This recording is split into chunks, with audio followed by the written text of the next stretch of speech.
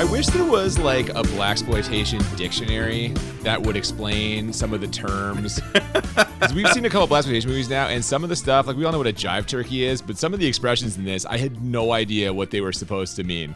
I don't think I knew what half of the shit that was said was supposed to mean. There is a lot of terms in here. I mean, obviously, it's not written for us. We are not the target audience. Oh my God, the disclaimer's coming in already, right away. This is what, our fourth Blaxploitation movie? That's right. We've watched 2 Rudy Ray Moore movies and also the absolute classic Coffee starring Pam Grier. I'm seeing some themes start to develop in here. Definitely a one-man fight on crime is something that seems to be appearing commonly here. Wow, shots fired at Truck Turner's partner. I mean, Jerry's a part of the movie, but he definitely is not sort of nearly as big a part as Truck Turner for sure. Well, yeah, the movie's not called fucking Jerry. I also noticed that pimps and hoes play a prominent part in the... They do seem to pop up quite a bit, don't they? Yeah. Welcome to Bad Movies and Beer. I'm Cooper. And I'm Nolan. And today we are discussing Truck Turner, starring Isaac Hayes, who is most known for his music. Yeah, Shaft? He is indeed the man who performed the theme song, as well as I think the whole soundtrack to Shaft. He won an Oscar for it. And he's also on the soundtrack for this one, which must have been part of the deal, right? Like when they signed him on to act, like we also want you to do the soundtrack. Oh, definitely. I mean, I think music, like especially funky Shaft-esque music, tends to lead a lot of the action in this. And we even start out with his own theme. Well, speaking of staples of the genre, every Blaxploitation movie that we've watched, I think, has a theme song about the main character. I think it's like an obligation. And yes, we clearly get the Truck Turner main theme to launch us into this thing. But before we go too far with it, as you know, every week we pair a beer with the movie that we are watching. Why don't you tell the folks about this week's beer? I mean, I think it's a pretty good connection. It doesn't really connect with the source material, but certainly in name, we're going to be drinking the Food Truck Lagered Blonde Ale. So our lead character's Truck Turner. We got the food truck here. It's hard to get the perfect connection here, but I think it works. This is from Henderson Brewing Company. They're out of Toronto, Ontario. They're kind of, I think, one of the early Toronto pioneers in craft brewing. I think they've been around quite a long time. They have tons of different beers available, all kinds of traditional and kind of modern styles of craft brewing. They do a lot of work with their local community, so they're really involved in Toronto itself. And what I thought was really cool, and this is a super nerdy Canadian thing to love, is that they have a huge collaboration on right now with Rush. The band Rush. Yeah, so like one of the most Canadian bands of all time for sure. Geddy Lee is the lead singer there. I think he's been working closely with the owners and brewers at Henderson Brewery to make their own Rush beer. I think they have one they created together called the Canadian Golden Ale, and it's like Rush's signature beer. If you can call what he does singing. Hey, his vocal range is amazing. But I'm excited for this. A lagered blonde. It should be something that's sort of like crisp and clear and easy drinking. So you're going to enjoy this a lot, I think. I have enjoyed this a lot. I've actually been to Henderson. I've tried a few of their beers, but this one is one of my favorites. It is right up my alley, like we said. I mean, a lagered blonde, come on, that's got Cooper written all over it. So I already know I'm going to enjoy this one. I can just sit back and talk movie and not have to sweat out whether or not the fucking beer I'm drinking is going to be terrible. This is nice. Yeah, I feel like this is a quick crusher. I think I definitely should have a second beer beside me while we go through this. It's not a bad idea. Why don't we get into this one, though, and then we can take it from there. Let's do it.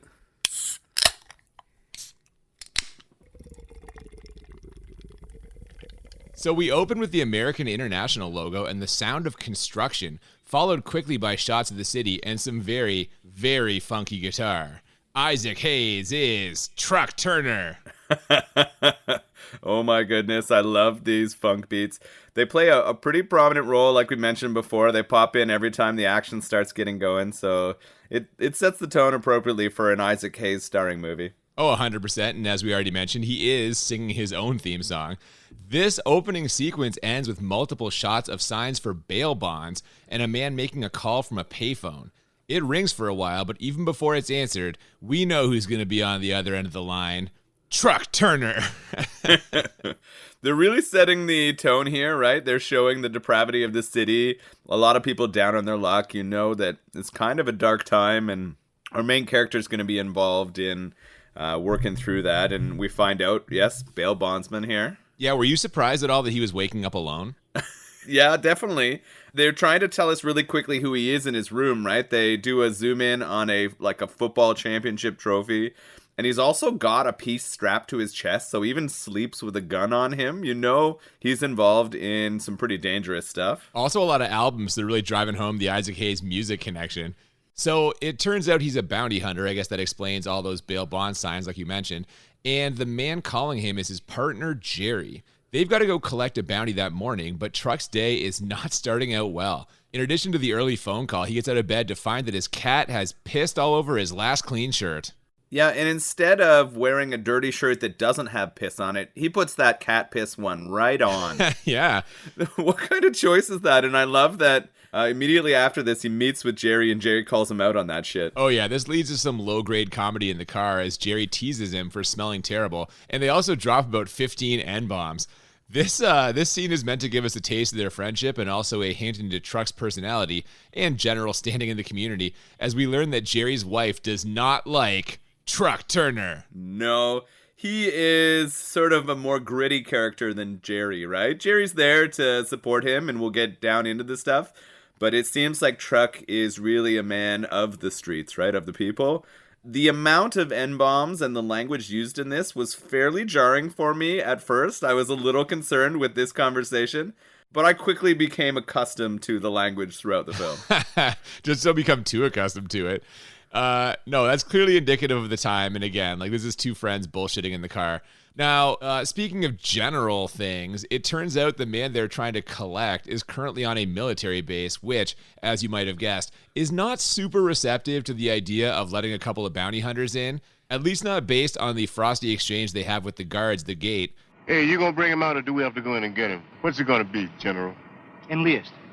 I tell you, when you try us again on Mother's Day, then you see you won't have any trouble getting in. This guard is a racist piece of shit. They are really showing you the level of racism that currently exists in that space, or maybe still does exist. But it was pretty rough. The people behind the guard are holding a rapist, and they won't let them in. So they just fucking break into a military base. Oh, yeah, he floors it and plows through the gate. Now, there is a great moment in here where Truck Turner says he needs a new tire, and as the guards are shooting at him, he's like, come on, left rear, hit the left rear, and they actually do. And as a bonus, they then have to change the tire. That's great shit. Yeah, it was pretty funny. It was pretty shocking to see the guards pull out an automatic weapon and start shooting at them. You can tell that the action's going to be frequent and aggressive in this film, just on this opening scene here. Oh my God, 100%. They end up getting in to see the Major, who tries to stonewall them to protect the shield, in a manner of speaking. But Truck Turner don't play, and after threatening to tell the newspapers the military base is harboring a child molester, the Major agrees to release the man they're looking for, so long as he leaves the base in civilian clothes. And what a piece of work this guy is. Oh my God, you want to talk about racist. Yeah, he immediately starts belittling and dropping N-bombs and saying all kinds of horrible shit to them. And he tells them he will beat the shit out of them if he unlocks those handcuffs. And I just laughed. I was like, that's silly. Why would they do that? And then we immediately cut to a scene of Truck Turner and this guy fist fighting in a field. Oh my God, and when you say immediately, way faster than an ordinary cut. He's barely finished the sentence, and we're just in this close-up action scene of him and Isaac Hayes duking it out. Truck Turner beats the living shit out of this guy. Yeah. Oh, Jerry was a little bit upset. He was like, you probably shouldn't have beaten him so bad, but I mean, Truck does not put up with anybody's racism, anyone's shit, and he definitely doesn't like child rapists, so he gave this guy a good-ass beating. Like you said, the cuts were ridiculously fast. This is the first of many I found kind of jarring. It's kind of a thing you're going to see throughout this movie. Oh, big time. Truck says he had this coming, and I totally agree, and they dropped the guy off in jail. Now, it turns out Truck Turner's lady is in jail. She's serving some time, so he asked to pay her a quick visit. They okay it, and this leads to a fantastic sequence where he walks down the prison hallway getting catcalled by the lady prisoners. Wait, dog called? What's it called when it's a dude? Good question. I don't know. They are definitely hooting and hollering him up, though. They keep talking about him being a nice piece of meat or a large hot piece of chocolate, beef. I think I heard, Yeah, there's lots of good ones that come in there. He says that she's going to be out of there tomorrow, so we know she's not going to be in there long. He's looking forward to seeing her and maybe planting a little bit more on her or in her. Yeah, man. After this tender scene and a couple of jokes about Jerry's wife being a bitch and Truck Turner getting an STI, they go see legendary bondsman Nate Dinwiddie to collect the bounty for that guy from the military base. Dinwiddie decides to write them a check, which they do not go for. And then he tells Truck and Jerry that a different bondsman has some work for them, which they also don't seem super interested in. At least until he tells them the payoff is $5. What'd you think of old Nate Dinwiddie here? Oh, I don't know. It's hard to describe this character. What seemed like the used car salesman of Bonds here, he just like trying to do whatever to get the most money, but he's really trying to trick them here. He's trying to set them on a very violent criminal and pimp, right? He's trying to get them to take this job, and it really isn't worth it unless they're going to pay him a lot of money. No, and they recognize the other bondsman's name right away when he says it. They're like, nope, not that fucking guy. But Nate Dinwiddie, who, as you said, just a character, man. Like, this is a character actor. This dude never in a million years would ever have been the lead in a movie. He is clearly a supporting cast member. He's something, but he kind of convinces them to go for it. This is after they start drinking beer on the job, right? Oh, yeah, they crack a couple of beers right there in the office. Yeah, Coors Originals. They still have the same can now. I thought that was kind of funny. Now, we get a clear padding scene here where Truck and Jerry get a speeding ticket in Jerry's new car. Or maybe it was for running a stop sign, I forget. And then we get to meet that other bail bondsman, Fogarty. This is the guy I was thinking of. I think Nate, I wasn't considering the same way. Nate is a little bit like he's going to put them towards a job that they don't want, but this guy was really trying to sell them on some bullshit. He was like a white court actor guy, right? Yes. I get the used car salesman vibe. I think that's who you're talking about, right? That is exactly who I mean, yeah. We can immediately tell that he is a total sleazebag. With like a pink jacket, he's just like fucking sleazy as But I'm curious, did you recognize the actor playing him? No, I didn't recognize who. So we have seen this actor twice already on our podcast, okay? He had a small role as the guy in charge of the ammo lockup in Night of the Creeps, but the more memorable thing was in a little movie called Tales from the Crypt Demon Night, where he played Uncle Willie. Really? Remember old Uncle Willie, the old drunk man who sells out everyone for those babes and alcohol? Yeah, I definitely do. That is hilarious. This guy has been bit acting for 30 years. Clearly, yes. Yeah, definitely. Now, he wants them to go after a particularly nasty pimp named Gator. That's the mark in this little scheme. Not only has this guy been arrested for pimping, but also for assault. We get some of the details, and they're pretty rough. So when Fogarty tries to lowball them, they walk away, which is a classic negotiating technique. Truck Turner's been at this for a while, and he knows that Fogarty will come running after them with a more appropriate payday, which is exactly what happens. So they're off to find Gator by first heading to a salon, where Truck Turner gets catcalled again, side note, and checking out one of Gator's lady business associates, because as Truck Turner puts it, If you want to find a rooster, you got to check out the hens. What a great line. Yeah, things are moving pretty smoothly here. It's interesting because this whole situation seems pretty right? Like, it's a world that I don't understand, but it definitely feels realistic. Like, it doesn't feel like this isn't something that could be happening at the time. So the movie for me is working pretty well. See, I was going to say this feels like a world that might not have actually existed. Like, it's hard for me to conceptualize the idea that once upon a time, there were pimps making enough money and so flagrantly dressing like pimps that they were able to own like legitimate mansions in what must be like Los Angeles, right? Like, this to me seems so flagrant that how could this have ever happened?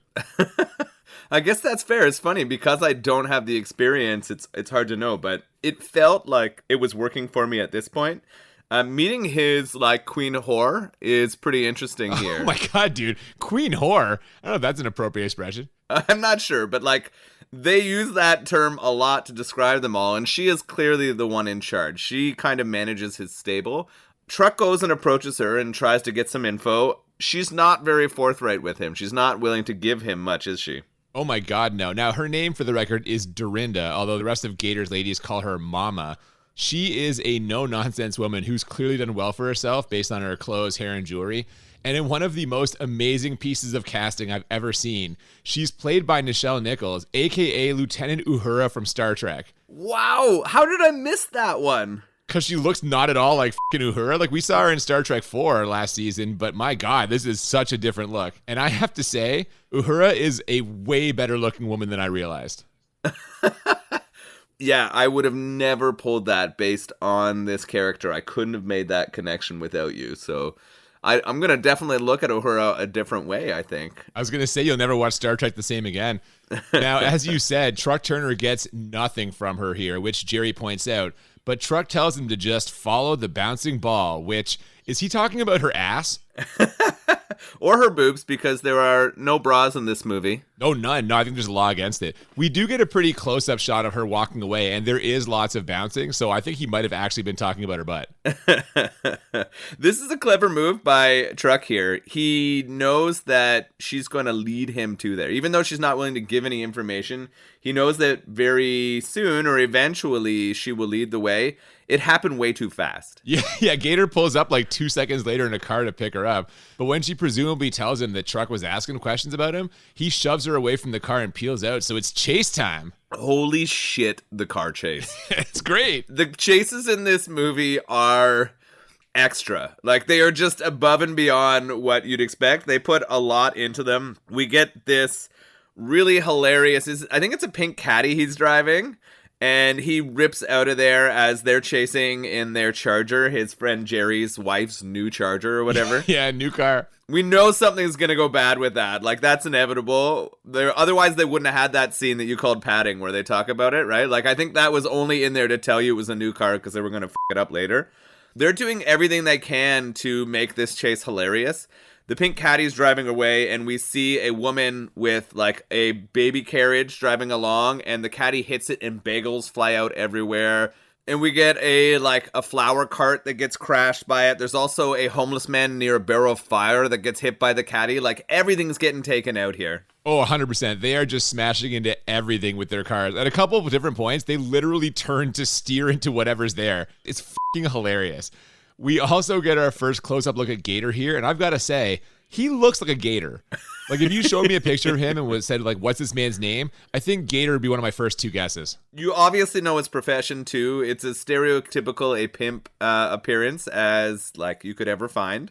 The gator does what all sort of water animals do, and he takes them on a chase through the water treatment plant here. Oh, is that what it was? I was not totally clear what whether it was like that or some kind of like dam or fish farm or something. But yeah, before that happens, though, he ends up bailing out of his car and sending it into a ditch. Only the car explodes before hitting the ground, which I'm not sure is what would happen. Oh, it was hilarious. Clearly they'd set up an explosion in the trunk or something, because it explodes from the back too, which is pretty funny. He watches it kind of go over and then runs away on foot. This is where he ends up leading them to this water treatment plant, and that whole thing is pretty hilarious. They park their car and chase him over the things of water and into the plant, but what happens when they get in there? Well, he fucking circles back around. I don't know if they left the keys in the car or what, but he gets in and takes off in Jerry's wife's new car. So that could have gone better. Yeah, they left the keys in the car for sure. Like, what the f***? You're chasing this guy and you leave your car to get stolen when you know his has been exploded? It's a rookie move. Their car gets stolen. They're right? This chase is over? Oh, no. They flag down a truck and make the driver chase him. And they do eventually get Gator off the road when Truck shoots the car, much to Jerry's chagrin. But Gator's a slippery one, and he once again takes off on foot, this time to a local dive bar, where he offers everyone in the place $50 each to stop the two men who are about to come through the door. And I have to say, that's a pretty great strategy. Yeah, and it works. These two get trapped into this bar fight for quite some time. They take a couple, pretty good looks, but they beat the shit out of 10 guys. Oh yeah, for sure. And we knew that was going to happen. This is actually a pretty great sequence though. The music is pumping, bodies are flying everywhere, at least until Truck pulls out his giant gun and shoots a bullet into the air. This puts a stop to everything, and we get a fantastic line here. If anybody asks you what happened, tell them you've been hit by a truck. Matt Truck Turner. Shit. If I'd known that was Truck Turner, you'd have to pay me more than $50. Which, now that I hear it, actually sounds cooler if you don't think about it. $50 is not a lot of money, so it's a fairly obvious statement, but I still enjoyed it. No, I liked it. This scene was pretty good. It made me question what they were allowed to get away with as, bounty hunters. They fucking carjacked somebody with guns, right? They beat the shit out of tons of people. They destroyed all kinds of public property. Like, so having seen a lot of like movies from the 70s where a one-man whatever vigilante bounty hunter is like working sort of parallel to the police, I guess it would kind of vary depending on where you are, and most importantly, who on the police force like supports or doesn't support you. But it seems like there's kind of an informal working agreement where like as long as you don't like legitimately kill like a civilian, whatever happens kind of just happens. Let's not forget there also was a time where if you got into like a fist fight, nobody was going to the police. You just kind of like the fight happened and everyone walked away. So again, indicative of the era. But no, I think there was some kind of cooperation at least between bounty hunters and the police, at least in this time. we see a little bit more of his relationship with some of the police later in this movie, and it seems like they have a pretty good working relationship, so they let him get away with quite a bit of stuff. They don't want him to make a mess of the streets because I think they have to explain it a bit, but they don't arrest him for any of it. The carjacking in particular to me was pretty hilarious. Like, not for the guy who got carjacked, but the fact that you just pulled guns on a guy and made him, like, continue a car chase and there was no consequence for that is so much fun. I like the chase a lot. It was good. And the ending in the bar was hilarious. Yeah, now if you thought that scene was exciting, from there we head to the palatial estate of Truck Turner's friend Duke,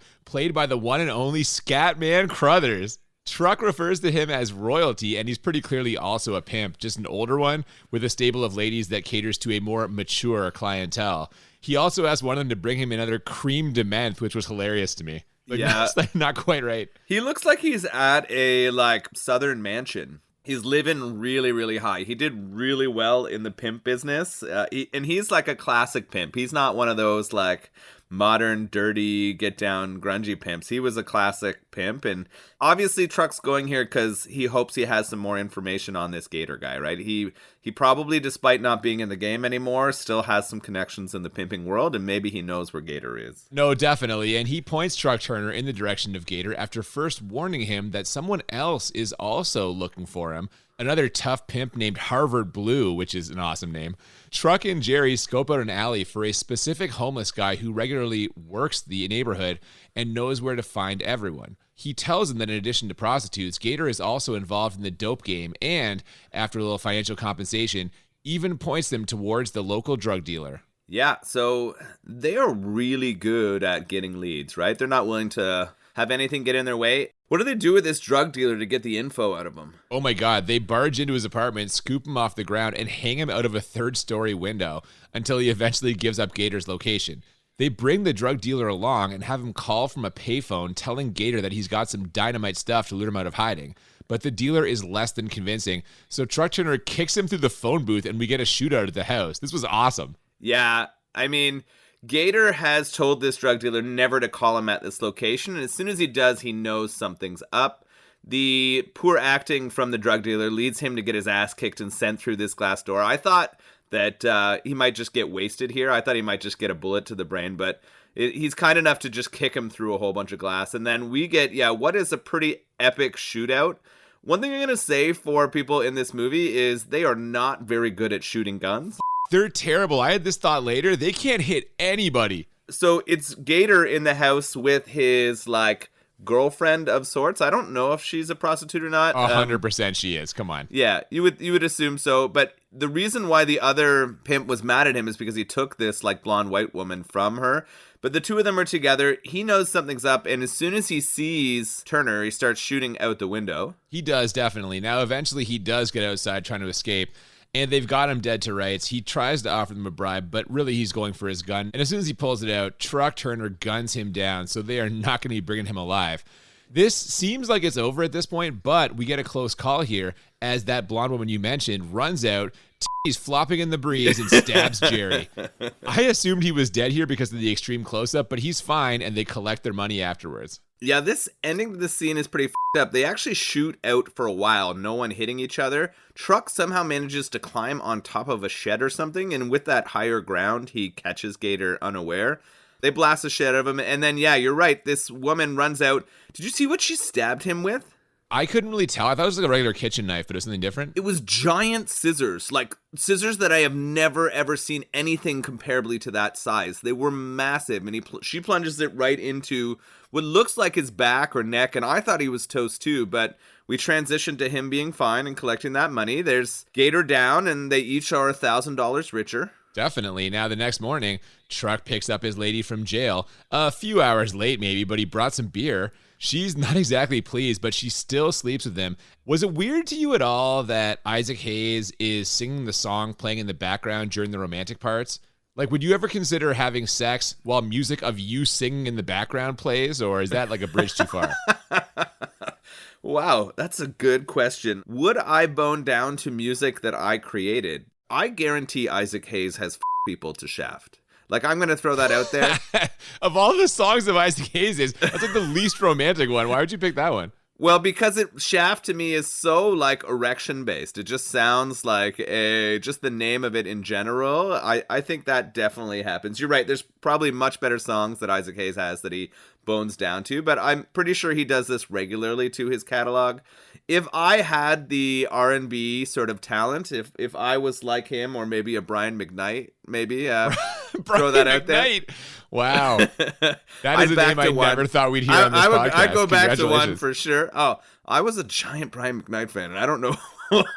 This is a strange admission on here. This does not surprise me at all. You're a big 90s music guy. Brian McKnight, there you go. This is interesting when he goes to meet her. He's late because he was drinking to celebrate the extra money, right? That's why he's late, and she's pissed. She does him regardless of it. They don't show any of it, which I thought was interesting. I was surprised by that. I thought we were going to get a sex scene, not so much. At this point in the movie, we get a truly incredible sight now. It's a pimp's funeral for Gator, obviously. There's a procession of Cadillacs. I think they're Cadillacs. Ladies are wearing extremely revealing funeral attire, if you can call it that, and just incredible outfit after incredible outfit from the pimps. I think my favorite was the white guy with the powder blue suit and bedazzled eye patch. I wrote that down too. This guy is a Bond villain. Like, Yeah. he literally is a Bond villain that they've thrown in the movie. But you're right. The outfits on all of the pimps and the outfits on the women are just so ridiculous for a funeral. We've got all these people kind of mourning. One guy, like, ashes into the coffin, which I thought was kind of weird. He dumps a little cocaine in there is what it is. Oh, okay. That's I the missed snowman. that. He comes up later. Okay, so he snowmans him. There you go. So I was confused on that one. But then we get a close-up of a car and another pimp walk out with some security, and he comes and just drops some giant spit on Gator. Yeah, now that is Harvard Blue. We know it has to be, played by Yaphet Kotto, who is like star of several blaxploitation and mainstream movies. And yeah, when he arrives, it's like the seas just part. And the whole crowd dissipates. He just walks right through. And like you mentioned, spits in the coffin, because I guess he's mad at Gator for stealing that lady, like you said. Now, with Gator dead, there is a sudden void created in the pimp game. His stable of ladies is without a leader, and all the other pimps are circling. Dorinda assumes control in a quick scene before the wake, and she makes it clear to the other pimps that she wants Truck Turner dead. They're all pretty hesitant to do anything, though, so she shows them what they're playing for by bringing out the stable and running through their stats like an NBA announcer. This part was awesome. This bitch grows $37,500 working part-time. Shit, her clients think she's too good to f***. They call her Colonel Sanders because she's finger-licking good. Oh, mama. Yeah. Oh my God. That's incredible. She goes through the annual earnings of each one, dropping why they earned it. She calls one of them Turnpike because people pay when they get on and off, which I thought was hilarious. I love that one. Yeah, man, that's so good. So the whole scene where Dorinda is talking to the like group of ladies of the night here, she tells them that she's gonna cut them, and then she immediately transitions to telling them their family. It's the most hilarious thing to me, right? She's like, I will cut any one of you who leaves, and then she's like, we love each other, we're family, we're gonna stick in this together. Her character's pretty good, and she does a good job telling what kind of value she's gonna bring to the person who takes out Truck Turner. We know Truck's in trouble. These guys are gonna want to take him out just to get a hold of all of these ladies. Of course, and as you mentioned, their fucking annual income. At the end of this scene, it's still not completely clear whether any of the pimps are going to go for this or not. Eyepatch walks away, and Harvard Blue basically says she's coming in way too hot. But we've got 40 minutes of movie left, so I'm pretty sure there will be at least a couple of takers. And right away, our first pimp takes his shot literally as he tries to shoot Truck Turner while he's carrying groceries home with his lady. He scores a direct hit on the grocery bag, which is right in front of Truck Turner's torso, but all that happens is some milk explodes. How did that not kill him? Yeah, I had the exact same question. I thought the actual effect of the bag exploding from the gunshot was really well done. The moment was really cool, but the fact that the bag of groceries stopped the bullet from hitting him was absolutely bullshit. Yeah, there's no indication of anything like solid in there. It wasn't carrying home a fucking frying pan or something. It made no sense. Truck and his lady return home. She's understandably shaken by this, but even more so when they open the door to find Harvard Blue relaxing on their couch. He offers a warning that the pimps are going to just keep coming and suggests Truck retire to a beach somewhere. Now, that's obviously not going to happen, but as we see in the next scene, it turns out Harvard Blue and Eyepatch are conspiring to kill him anyway, so... Yeah, I mean, he's in trouble. He's got all those pimps coming after him. He's been warned. I don't think Harvard really wanted him around. I think he would rather take over that stable of women rather than have to deal with Truck himself. He knows it's kind of trouble. I want to throw back to the death of that first pimp who shot at them, though. It was just so poorly acted. The guy was flailing around and they had that like slow-mo arms waving in the air as he got shot. We transitioned from them sort of being afraid of this to them having sex or asking for sex for breakfast. Is that what sort of transpires there? Yeah, they wake up and she's like, what do you want for breakfast? And he's like, what do you think? But then the cat interrupts them, so he's like, you're fucking out of here. He goes to take the cat up to the roof, and this is where we get a second attempt on his life because Harvard Blue has sent someone else to kill Trucker's apartment. This guy subtly dressed in a white fur shirt and giant hat. This is not exactly an inconspicuous outfit if you're trying to kill someone, you know what I mean? It's the most stereotypical pimp hat I could ever imagine. Just this big, like, oversized hat. Why was he on the upper outside of that fire escape? I know he wanted to kill him, but how did he climb up there? And why did he know that Truck would be coming out there? Well, there is a second guy who shows up later, so maybe the plan was, like, to send him in that direction. The other guy pick him off, and it's worked out the opposite way. I don't really know. But I agree. Several things have gone wrong here. What happens again in this scene that I actually noticed earlier, too, was they keep going to this weird angled shot of Truck Turner and his enormous gun when he's shooting. It's not quite a fishbowl lens, but it's kind of close. He just fires off this cannon, and the reaction shots of these guys getting killed are pretty hilarious. You already mentioned the one, but these two, it's the same thing. These like delayed reactions and the fake blood. Yeah, it's funny. There was definitely some like directional or cinematography related to the use of that.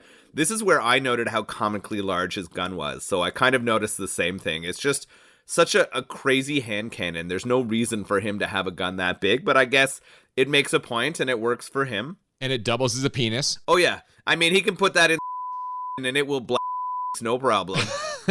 He actually does threaten later on in the movie to make one of the prostitutes this fucking 6-inch barrel. So I think he was talking about the gun. If she could take it down, then she probably is one of the women who made like the 30,000 plus a year, you know. Definitely. Now, with a pair of failed attempts here, Harvard Blue swings by Gator's old place and offers Dorinda a new deal, one that only promises her 25% of the future take from Gator's stable, but he guarantees he'll kill Truck Turner. And how is he going to do that? By bringing in some heavy hitters from out of town.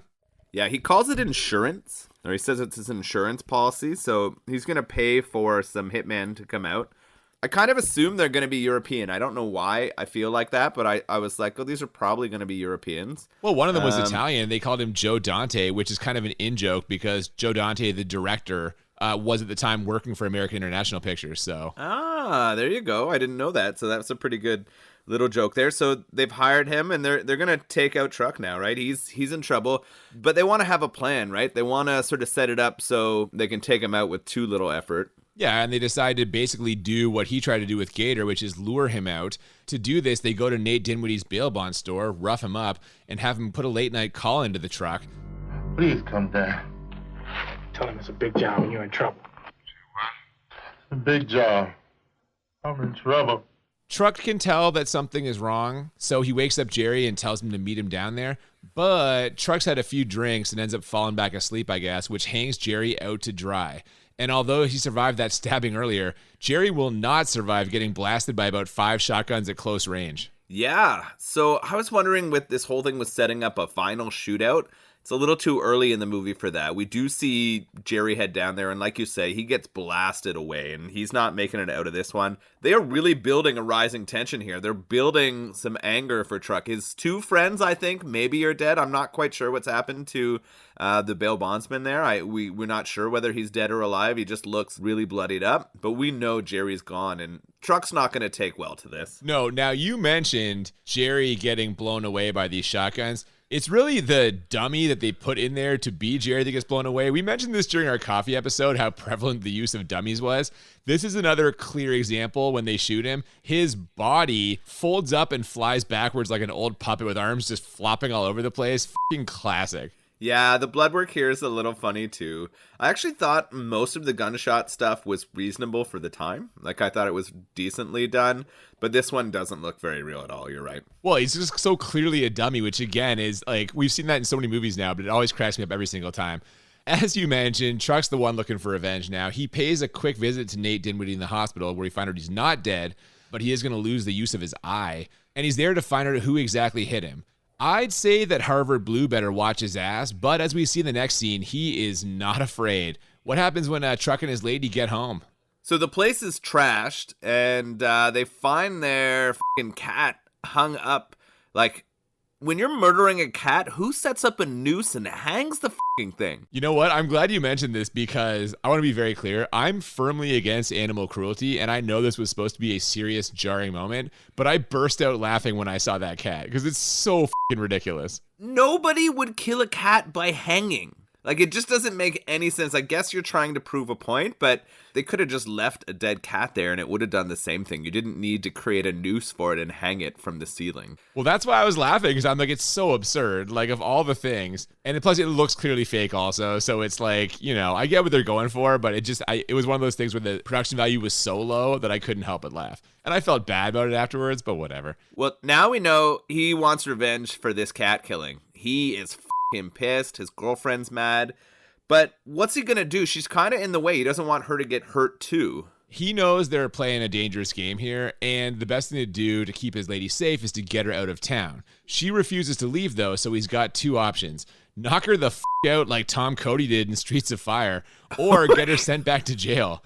He wisely decides to do the second one, taking her shopping and setting it up so it looks like she was stealing a dress.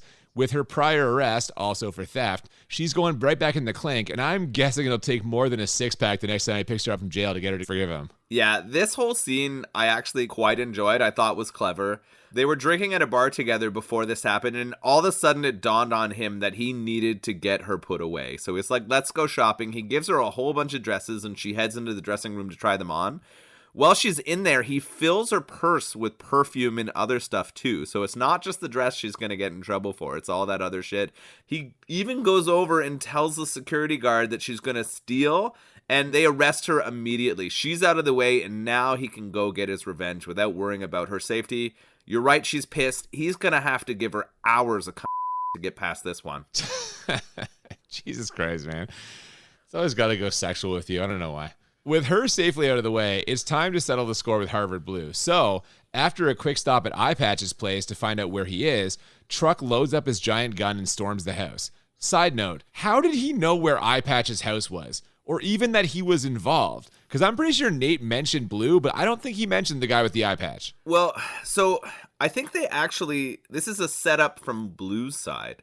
They actually feed Truck a little bit of information. They want him to go after Eyepatch guy. They show a scene where Eyepatch doesn't want to be, he says he doesn't want to be involved in being the bait, but they convince him to do so, and then they feed Truck the information to where he is. And they have all of these hitmen set up with shotguns, so he's going to go down. But what happens? Well, I guess to your point, the setup thing explains why Harvard Blue wasn't there, because he blows them away in about 5 seconds, and we quickly cut to Truck in the hospital visiting Nate Dinwiddie. Now, he's there to find out more about Gator, but also to slip Nate a gun, which is exceptionally good timing, as it turns out, because Harvard Blue and some goons immediately show up at the hospital and start shooting. This was batshit. I'm going to go back to the house for a second. It's all hitmen. Like, they're all trained killers. There's like 3 of them, though. It's not that many. But he ends them all without him taking any damage, and it's not even close. The one does a hilarious, like, flip from a roof into some water. I thought there was some fun stunt work there.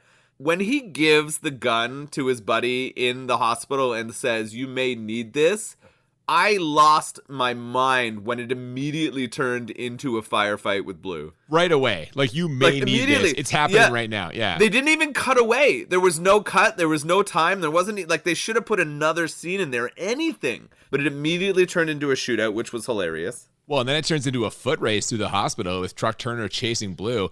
There's a ton of shooting, which we mentioned they can't hit anybody, and laughable blood effects. And finally, Harvard Blue decides to improve his chances of escape by using a little kid as a human shield. Now, this gets him as far as the elevator, but Truck Turner races down the stairs, and the second the elevator door opens, he shoots Harvard Blue in the leg. Blue stumbles outside, where we get yet another example of the Truck Turner shooting lens, and Truck putting a shot clean in the center of his back. This chase lasts for a long time. There is a lot of Truck chasing after Blue. They're in several hospital rooms. Blue shoots and kills like several patients on the way before he grabs that child. If this happened, there's no way that Truck gets out of this without some consequences from the police. After he shoots Blue in the back, we get another, you've talked a lot about this like gun camera angle. We get a really weird camera angle from Blue's perspective. Oh, that's true. Yeah, they do kind of an artistic thing where Harvard Blue has been shot several times. He's clearly dying, but he staggers towards his car, and they're alternating between close-ups of Yaphet Kotto's confused face and like a blurred shot of the car, and all we hear is the wind blowing. I was surprised by this. This is a sudden infusion of filmcraft here. Yeah, very much so. It kind of took me aback. If there hadn't been those gunshots, it would have felt even weirder, but it did feel out of place based on what had happened just before this. But they are telling you he's done. They're telling you Truck's got him. It ends with him sitting down in his car. And actually what I thought was a pretty good moment, blood, sort of, he kind of spits it out from his mouth and he has that final moment before his head falls onto the steering wheel and we get the horn. Classic. That's such a classic thing. Yeah, but with that, all the pimps are dead. Well, all the ones trying to kill Truck Turner anyway. So there's only one thing left to do. Head to Gator's old place and tell Dorinda she's out of business. Now, she does not take that well, so he ends up having to shoot her, too. Cut that act, bitch. Before you get that piece out, your ass is air conditioned. Chuck Turner, you ain't gonna kill no woman. And after a quick stop to pick his lady up from jail again, Truck Turner rides off into the sunset, leaving the city behind for a new life somewhere else. Yeah, somehow Eyepatch gets away, I guess. Well, he wasn't actually trying to kill Truck Turner. No, he didn't want to be a part of that. So he didn't want to be a part about the hunting of Truck Turner, but he was a part of Blue's kind of crew and all the other stuff that was happening. But he gets away. Like you said before, Truck's girl is pissed when he shows up, obviously. How does he convince her to get in the car? Well, he's packed up all their stuff, so he promised he'd take her to town. He's going to do it. And he brings a new baby kitten to make up for the cat that was fucking lynched in their apartment. And that's the seller. The kitten shows up. They showed the kitten has pissed all over the front seat, too. I didn't notice that, but that's funny. Well, he even says it's another pisser. Like, he says that as a moment.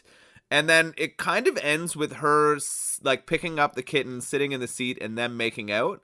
She sits in a pile of piss.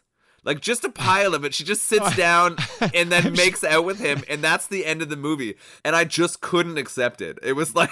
It just set me off at the end there. I'm sure somebody wipes it off first. Come on. No, there's no... Well, I mean, the actress didn't have to, but why that choice? You could say that about a few of the choices in this movie, but like I said, we're into the credits now. And I'm curious, this is your 4th Blaxploitation movie, as we mentioned at the beginning. Where are you right now with the genre in general? Like, would you say you're a fan or not really? I'm enjoying it. I like it for a couple of reasons, I'd say. I think the action in them is really fun. Yeah. There's been a lot of really, really good action. They're obviously way over the top and not tremendously realistic, but that makes them so good for this podcast and so much fun to watch. You said it was realistic earlier. You claimed realism early on in this movie. I felt like the story was real. I had never claimed that the action sequences were realistic. Okay, that's fair. So I enjoy all of that. I felt like the music sets a pretty good tone. I feel like the lead characters are usually engaging. There's usually a nice mix of nudity and sexuality in these movies, which is always fun too. Not so much in this one, though, which is surprising considering how many prostitutes are involved. Yeah, I thought there maybe could have been a little more. All right, save it for your enjoyment rating, okay? You don't need to go down the whole... It's funny because of the ones we've watched, I enjoyed this and Coffee more than the other two we watched. More than Human Tornado? Wow, well, I can't even believe it. I really liked Human Tornado. I think the martial arts and the action in that one is the most fun out of all of them. But I hated the sheriff character and the way that it went down. I prefer the one-man fight on crime, I guess. I like the more gritty kind of style. Okay. I mean, it's certainly less realistic. The Dolan movies are less realistic than these ones. They're just more absurd with the whole rhyming, speaking, and the kung fu and stuff. So, yeah. That's true. That one you can see being a 10 for ridiculousness more than the others. But I like this and Coffee a lot. Okay, but before we go much further, because we are starting to kind of segue into our ratings now, I feel. I agree with what you said. I'm glad you're enjoying the genre. I think I mentioned this back when we watched Human Tornado, but for me, and we even talked about it in this episode, if this world ever existed, I clearly never experienced it, never got to, would never have, even if I was alive. So to see this kind of window into a different reality is so interesting to me. To see it, wondering if that's what it was really like, there's something so interesting about that because it was such a different world from the one that I grew up with and knew. No, that's definitely fair. I think that there's got to be a lot of that stuff being produced now that's telling stories that are not Hollywood stories that we don't see very often either. And I'm curious if we can find some of those movies too. Probably, yeah, but I don't know if those would deserve to be on our podcast necessarily because they might be a little more serious in tone, right? That's true. They probably won't fit with our sort of comedy podcast, but I'd be interested to watch just as a movie goer or someone who enjoys learning those other stories. Okay, well, speaking of interesting things you might want to learn, did you know that this originally was not going to be a Blaxploitation movie? Whoa, really? Yeah, it was written with a few different white actors in mind, but when the studio couldn't get them, they pivoted to Isaac Hayes, thus giving us the masterpiece that we just watched. Really? I wonder who they went after as the, was Bronson lined up to be the star of this movie? I don't think so. I read a thing about this. I should remember the name. I think Lee Marvin was one of them, classic action hero Lee Marvin. Charles Bronson would have fit, but they also, I think, dramatically changed the script once they pivoted to Blaxploitation. Different genres kind of make sense, but this might have been something completely different. And I think we'd be worse off for that, actually. Yeah, we probably wouldn't have been talking about it, which is funny, right? So we've gone as far as we can with that, I think. This would be a good time probably to segue to our ratings. The way we do this, we rate the movie on a scale of 1 to 10 two times. 1 to 10 for how bad it is, 1 to 10 for how enjoyable. And the goal is to find movies that are a 10 out of 10 on both scales, or what we call the Crit 20. And for me, I have to say, this movie is definitely a 10 out of 10 bad. Again, it's the genre in general, but just the caliber of set design, the action pieces, the kind of workarounds they have to do on a very, very limited budget. You're working at a disadvantage right away. Some of the production value, just so low. The jarring cuts, the really obvious overdubs. Isaac Hayes is a lead man. Listen, the guy's a great singer. I don't think he's necessarily a great actor or even a good actor or even a pretty good actor. These things kind of took me out of it a little bit because they're so noticeable. So I firmly believe this is 10 out of 10 bad. What do you think?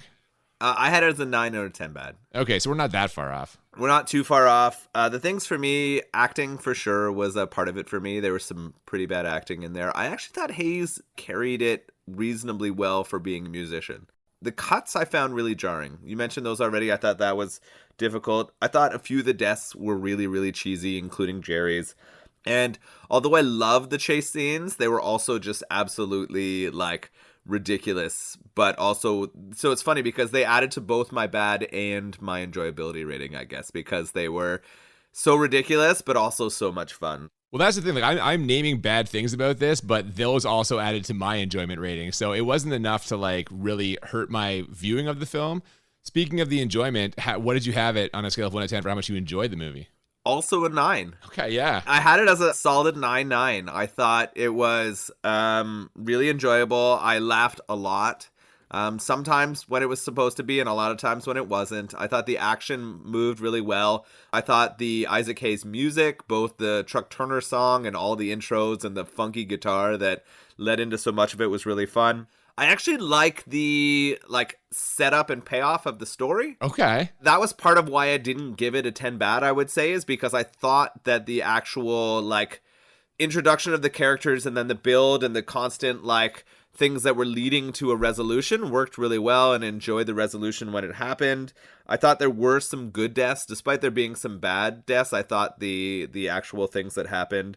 So overall, I really enjoyed this movie. It was one of the more fun ones that I've watched lately. I actually agree. You kind of talked me into this now. The story was pretty logical in terms of how it progressed from one part to the next. I'm going to retroactively knock my 10 down to a 9. You convinced me on that one. I think you're right. It's not that bad. There was the one scene I thought was padding, but overall, it had a pretty logical flow. Some of the stuff in it was a little too easy, and it happened a little too quickly. Like we already mentioned, like fucking Harvard Blue showing up in the hospital. I'm like, listen, I appreciate they made this 90 minutes, but a couple of these things, you could have maybe fleshed it out to like 95, 96 and not had it be quite so absurd. I'll knock it down to a 9. I also have it as a 9 for enjoyable. I was real close to a crit 20 on this. Like, this movie is really, really fun. There are some great lines in this. And as with any blaxploitation movie involving pimps, which, let's be honest, is most of them, the costumes are just incredible. Like, I could not get over what people were wearing. I was like, every third person who walked on screen like popped me because of the clothes they had on. I wish there had been a good end line here, or at least a one-liner when he shoots Yaphet Kotto. Like, it kind of just happens and that's it. The addition of a little something would have really put it over the top for me, like the Schwarzenegger line or a Bronson line, like something like that. So I have it as a 9, but really, really fun. I strongly recommend Truck Turner to anyone who wants to have a good time. If you like absurd fucking 70s stuff and or the blaxploitation genre, if you haven't seen this, get on it. It's a great fucking time. I definitely agree. Really fun. You forgot to mention that a 10 would have happened if you saw a lot more Isaac Hayes banging. That would have helped you, I think. That would have got you there. I did not mention the nudity because you already covered it, but sure, more nudity would have bumped up to a 10 also. Yeah, but no, it was really fun. It's great that our ratings have hit on a shared 18 here, which is fun. I think it's funny that we are like getting into conflict less about the movies we're watching. I don't know if that's me changing or you changing or just the nature of the movies we're watching. I'm not sure. Yeah, maybe we're getting better at picking ones that are both bad and enjoyable, and that's what it is. I don't know. I mean, we need some more Sweet Novembers where we're just completely Oh my God, we do not need more Sweet Novembers at all. No, thank you. So says you, but I mean, lots of our other listeners would love to hear some more Sweet November talk, I'm sure. Yeah, maybe. Speaking of things that we do need more of, what do you think of this beer? Yeah, oh my goodness, incredibly easy to drink. I think we were both done this within like 15, 20 minutes of talking about this movie today. Really crisp, really a little bit sweet. Like I guess most blondes are sweet, crisp, mild carbonation. So I feel like you could sit in an afternoon and crush a bunch of these for sure. Yeah, and I have not regretted it. I really enjoy this beer. Like I said, this is one of my favorites, if not my favorite one that Henderson makes. And it's pretty easily available in Ontario. So if you live in Ontario and you haven't tried this yet, and you like regular beer, not shitty IPAs, you should jump on this and you will not regret it. Why the unnecessary IPA hate in here? This is, we should just be promoting this delicious lagered blonde ale from Henderson Brewing without hating on IPAs. You know what? You should also try Henderson's IPA offerings. I bet you they are incredible. You've never been before. That's really surprising to me. I know, it's one of the few Toronto breweries that I haven't had a chance to visit, and I'm going to have to make a point of going and getting there because, I mean, their beer's good, and I love visiting new breweries, so that's got to be a road trip for us sometime soon. Well, the beer's the winner, clearly, regardless of how you feel about IPAs. And next week, perhaps, may also be a winner, depending on how you feel about the 80s and or Michael J. Fox, because next week we are going to be watching Michael J. Fox's somewhat notorious comedy, Teen Wolf. Oh, shit, Teen Wolf. This is a bad... I've never seen it, but I know that it's popular. All I can kind of recognize or think about is a, like, slam dunking werewolf, so I expect there's going to be basketball and hairiness. Oh, yes. He is a big basketball player, and the basketball scenes in this are definitely worth talking about. So that's going to be next week. Before then, if you have not, please follow us on social media at the BMB Podcast on Twitter and Instagram.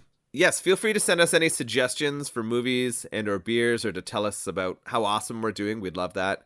You can also send us recommendations to our email, thebmbpodcast@gmail.com. Yep, we've actually got an audience request coming up real soon, but that's a couple weeks ahead of us. Next week, we hope you'll join us for Teen Wolf. Until then, I'm Cooper. And I'm Nolan. And we'll see you next time on Bad Movies and Beer. keep on trucking. Didn't you already use that when we did Over the Top? There's nothing better. It's got to stick. Fair enough. All right. He's out to get before he's got.